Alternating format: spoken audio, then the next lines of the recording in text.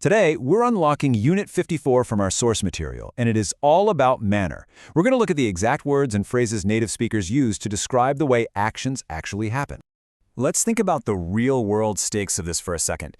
If I lean in right now and use a really loud, booming whisper, well, it completely changes the mood compared to if I use a very quiet, gentle whisper, right? The action itself, whispering, is exactly the same, but the manner in which I do it, that changes everything. That's the power of what we're looking at today. It literally takes your English from flat black and white to full, vivid color. Okay, let's dive into this. Here's our roadmap for today.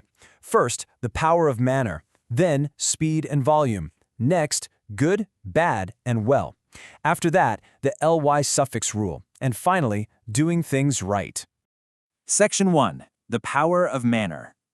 So, to truly master this, we've got to understand the fundamental shift from describing a static thing to describing a dynamic action.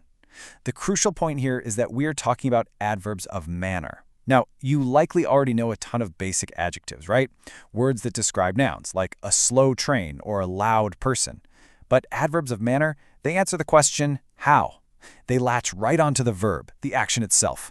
We're leveling up from just pointing at someone and saying they're a speaker to vividly describing exactly how they speak. Section 2. Speed and volume. We perform actions all day long, obviously, and the most common ways we modify those actions involve speed and volume. And this brilliantly illustrates exactly what I mean. Take a look at this classic steam train. If we use an adjective to describe the train itself, the noun, we'd say, this train is slow.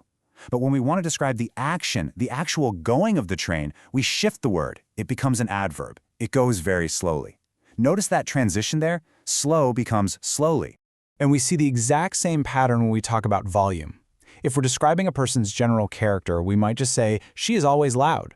But if we want to talk about her action, her voice, I have to raise my volume and say, she speaks very loudly. See what happened? We just added that ly to the end to shift from describing the person to describing her action. On the complete opposite end of the spectrum, we have the adjective quiet. If we're talking about a person's nature, we say, this girl is quiet. But when she actually opens her mouth to speak, we have to drop our voice down to a hushed tone and say, she always speaks quietly.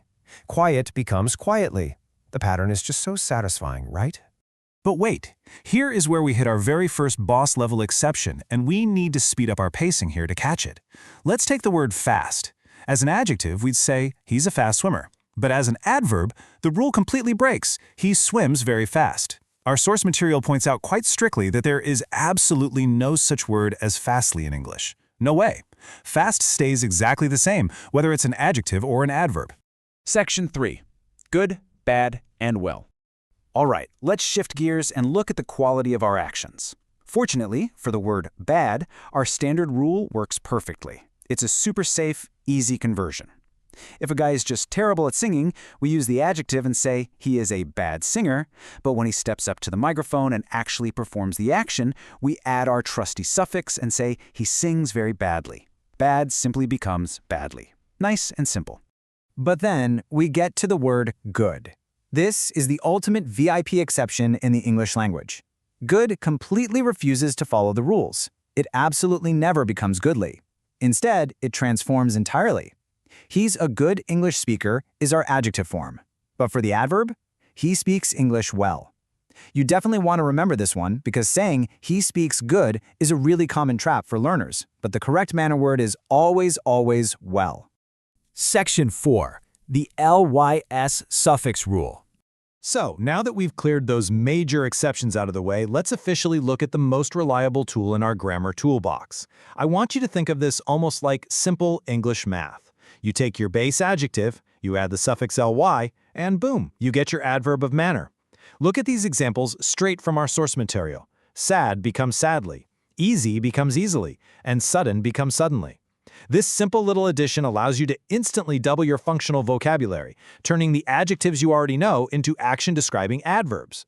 Actually, let's pause on that last one for a second, because our source material gives us a pretty brilliant insight here. The quote is, suddenly means very quickly when you are not expecting it. I absolutely love this, because it shows that adverbs of manner aren't just dry mechanical grammar tools. They carry deep nuance. Suddenly doesn't just mean fast. It carries that element of surprise. Understanding fine distinctions like that, that's exactly what builds true fluency. Section 5. Doing things right. We've looked a lot at single words modifying actions, but native speakers frequently use entire phrase structures to express manner. Now, what's really interesting about this slide is how we handle words that already end in ly but are actually adjectives. Words like friendly. We don't say friendlyly, that would be a total tongue twister. Instead, we use this beautifully natural phrase structure, in a way. For instance, these two women enjoying a walk aren't just friendly, they are behaving in a friendly way. Or, on the flip side, you could say, she is speaking in an unfriendly way. And honestly, that word way is an absolute powerhouse for describing manner. Native speakers constantly use it in everyday expressions, completely bypassing adverbs altogether. Think about it. If someone makes a mistake, you don't usually say, you are doing that wrongly. You'd say, you're doing that the wrong way. And to correct them, you just offer, let me show you the right way to do it. It flows perfectly, and it just sounds incredibly natural in conversation. So, we've seen how manner completely transforms basic sentences into vivid, dynamic descriptions of action. Whether it's moving slowly, speaking loudly, speaking English well, or doing things in a friendly way, how you describe actions changes absolutely everything. So I'll leave you with this thought. Armed with your brand new adverbs of manner, will you go out and do things the right way or the wrong way today? Well, the choice is entirely up to you. Thanks so much for joining me for this explainer, and keep practicing.